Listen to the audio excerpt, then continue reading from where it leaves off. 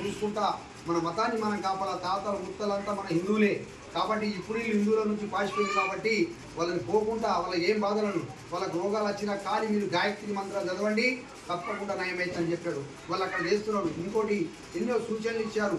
మన ధర్మం వాళ్ళు టోపీ పెట్టుకున్నాడు మేవాళ్ళమంటే ముస్లిం దగ్గరనే చాయ్ తాగుతాడు. మనం కూడా మన ఆయన ఆలోచించి పేదవాడు ఎక్కడైతే మనం హిందువు వాడు బొట్టు పెట్టుకునే వ్యాపారం చేసిన వాళ్ళ దగ్గర పోయి చేస్తే వాడు 10 రూపాయల లాభం అయితే వాడు డెవలప్ అవుతాడు.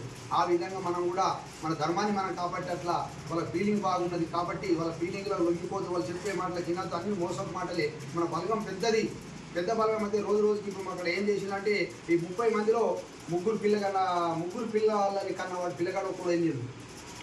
40 మంది 5 6 ఎవరు కాదు 10,000 రూపాయల బహుమతి ఇస్తానంటే